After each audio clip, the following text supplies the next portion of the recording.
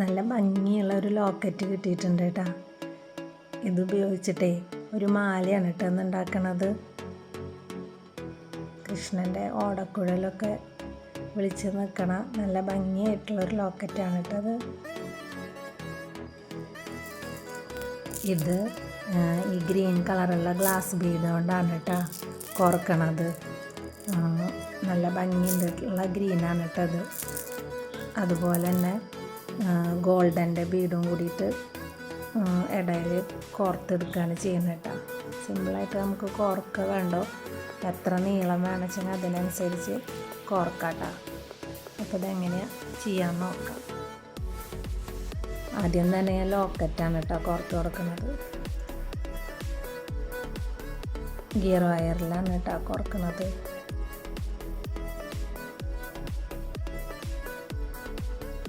ഇത് നമുക്ക് സെൻറ്ററിൽ നിർത്താം കേട്ടോ. ഇനി രണ്ട് ഇതിലും കൂടിയിട്ട് കോർത്ത് കൊടുക്കാം.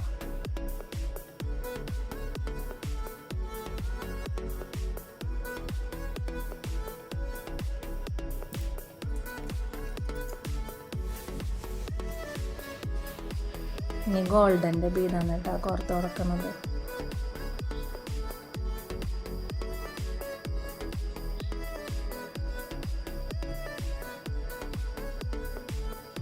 ഇത് ഇങ്ങനെ മുഴുവനായിട്ട് കോർത്ത് കൊടുക്കുകയാണ് ചെയ്യണം കേട്ടോ.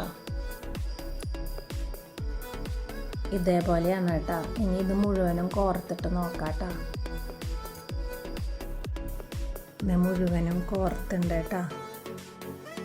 ഇത്രയും ലെങ്ത്തിൽ കോർത്തുണ്ട്. ഇത് കുറച്ച് ലെങ്ത്തായിട്ട് കിടക്കുന്ന മാലയാണ് കേട്ടോ.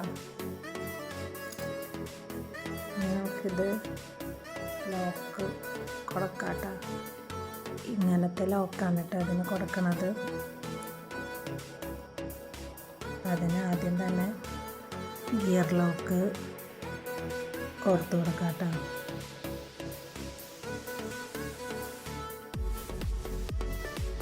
രണ്ട് മൂന്നെണ്ണമൊക്കെ കൊടുക്കുന്നുണ്ട്.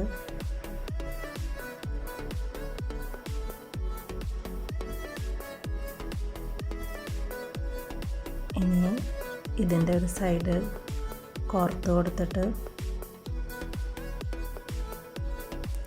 ഗിയർ ലോക്കിൻ്റെ ഉള്ളിൽ കൂടെ എടുത്തിട്ട് നമുക്കിത് ലോക്ക് ചെയ്തെടുക്കാം കേട്ടോ. ഗിയർ ലോക്കിൻ്റെ ഉള്ളിൽ കൂടെ മാത്രമല്ല രണ്ട് ബീഡിൻ്റെ ഉള്ളിൽ കൂടിയും കൂടി എടുക്കാം കേട്ടോ.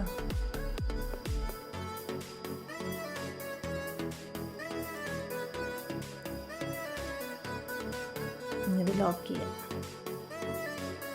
ഒരു സൈഡ് ലോക്ക് ചെയ്തിട്ടുണ്ട് കേട്ടോ. ഇനി അതേപോലെ തന്നെയാണ് നമ്മൾ ഇപ്പുറത്തെ സൈഡും ലോക്ക് ചെയ്തെടുക്കണത് കേട്ടോ.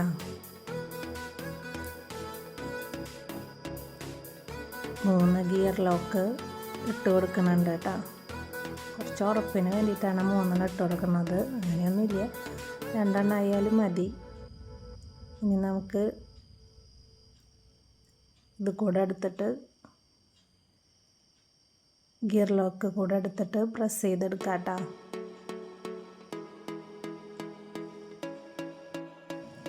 അങ്ങനെ മാലയുടെ വർക്ക് ഇവിടെ കംപ്ലീറ്റ് ആയിട്ടുണ്ട് കേട്ടോ. നല്ല അടിപൊളി മാലയിട്ടുണ്ട് കേട്ടോ. ഇനി ഞാനിതിലേക്ക് ഒരു കമ്മലും കൂടി സെറ്റ് ചെയ്യണ്ട കേട്ടോ. അതിന് ഇങ്ങനെ രണ്ട് സ്റ്റഡിൻ്റെ ബേസ് എടുത്തിട്ടുണ്ട്. ഇതിൽ ഹാങ്ങിങ് പോലെ ഈ ഗ്രീൻ ബീഡ് കൊടുക്കുകയാണ് ചെയ്യുന്നത് കേട്ടോ. അപ്പോൾ അതങ്ങനെ നോക്കാം. സ്റ്റഡ് ഉണ്ടാക്കാൻ വേണ്ടിയിട്ട് ബോൾ പിന്നാണ് ഇട്ടെടുത്തിട്ടുള്ളത്. ഇതൊക്കെ അങ്ങനെ കളറ് പോവാത്ത ടൈപ്പ് സ്റ്റെയിൻലെസ് സ്റ്റീലിൻ്റെയാണ് ഇതൊക്കെ എടുത്തിട്ടുള്ളത് കേട്ടോ. ഇനി ഇത് നമുക്ക് സ്റ്റഡിൻ്റെ ഇതിലേക്ക് കൊടുത്തിട്ട് ഇത് ഞാൻ ചുറ്റിച്ചെടുക്കുകയാണ് ചെയ്യണത് കേട്ടോ.